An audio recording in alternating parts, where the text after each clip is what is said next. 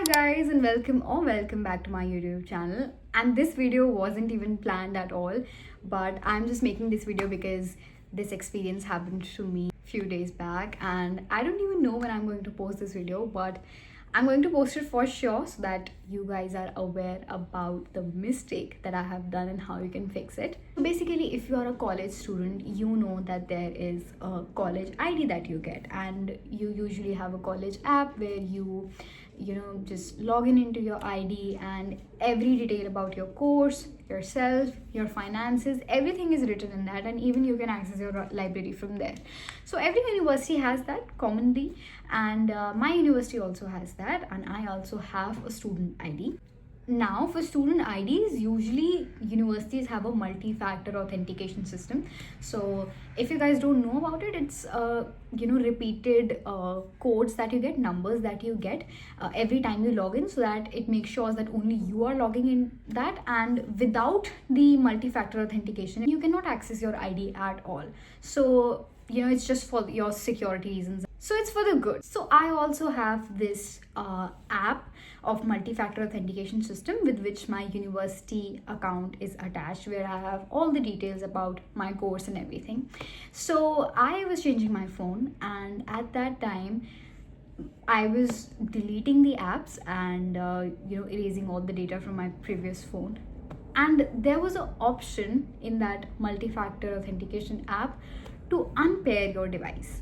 Now I thought that maybe if I click on unpair the device, maybe my account would no longer be secured by the multi-factor authentication system. And I just had a own assumption that I don't have to unpair this, and so I did not unpair it, and I just straight up deleted the app and had reset my phone.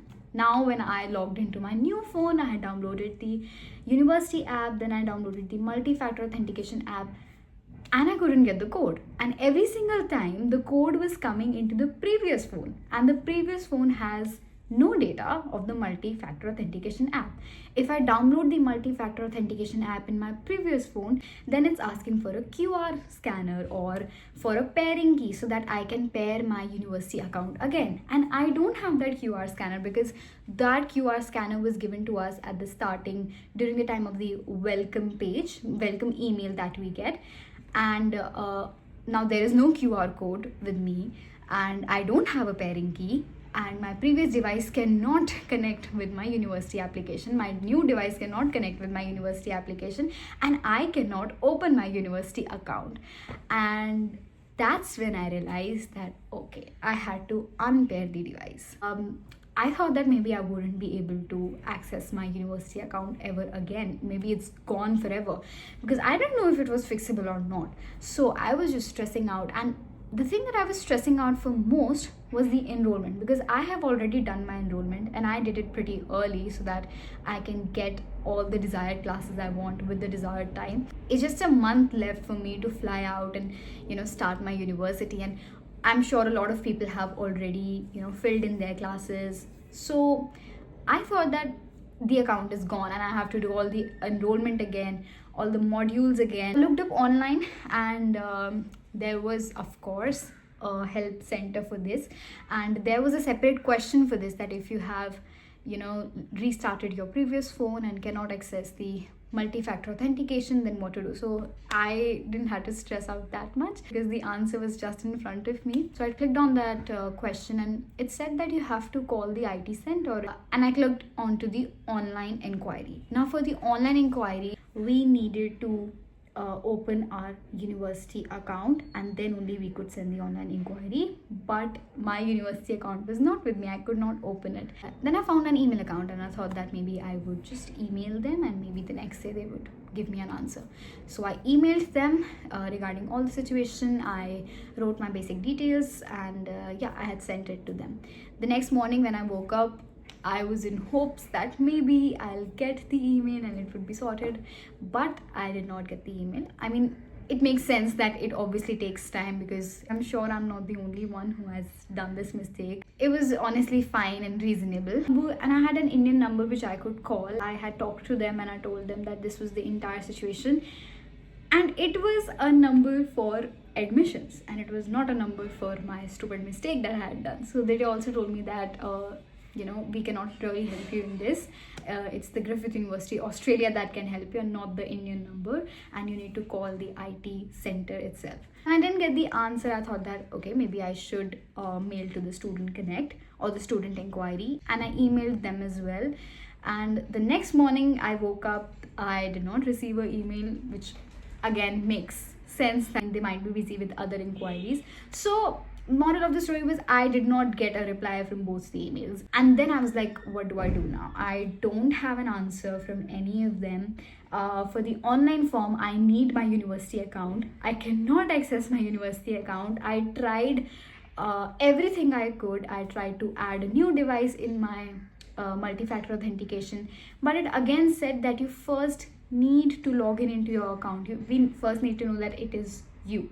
So basically the email thing really didn't work for me. So I texted a person who's studying in Griffith University and I told them the entire problem, and they told me that they had faced the same problem, and all I could do was call the Student Connect and talk to them and get it sorted out. Now the only solution was to call them. If you're wondering why I did not call them in the first place, it's because I'm still in my home country and it is an international call and you get charged for international calls.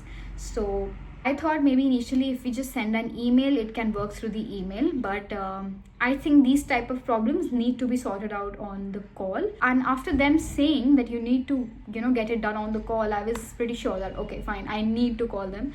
So I woke up today early and I told my mother to recharge international calling for just 15 minutes, and if we require more, then maybe we can extend it and pay more. As soon as I got the recharge done, I called them up, and I kid you not, it took less than 5 minutes.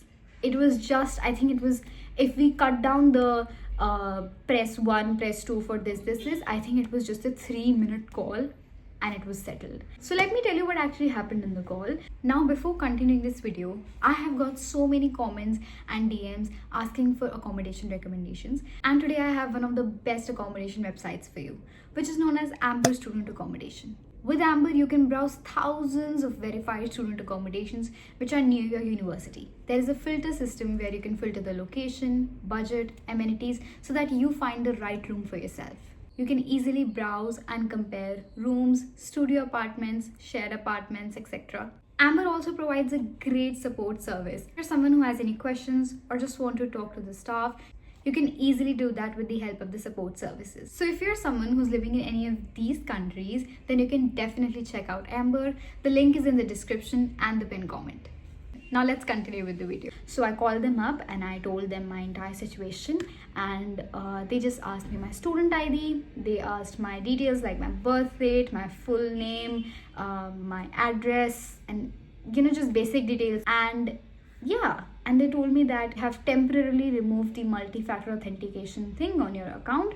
You can access your account now. You'll see a start page, and then you can again, as I open my account, there would be a start button and I can access my account again and then set up the multi-factor authentication again for security.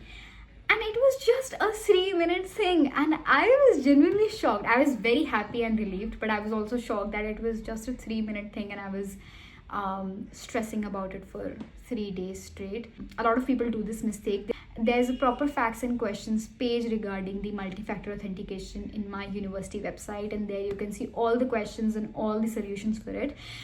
So the moral of the story is, don't do things in a hurry. So yeah, unpair your device. If you're changing it, unpair your device so that you can easily access your multi-factor authentication in the another device, and don't restart before you are pretty sure that you have unpaired it. I mean, that's for sure. If this thing happens to you when you're in your home country and not in Australia or any other country where your university is, then the most quickest thing that you can do is get yourself an international recharge and just talk to them for 5 minutes. It would be done.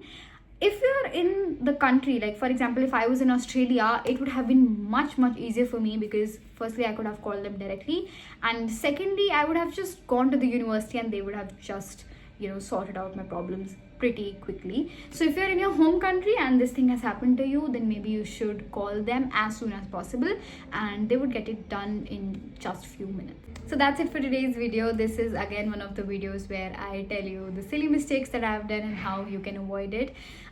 If you like my video, then let me know in the comment section, and don't do these mistakes. If you have done this mistake already, then don't panic. It can be sorted out easily, and I'll see you guys in the next one. Bye.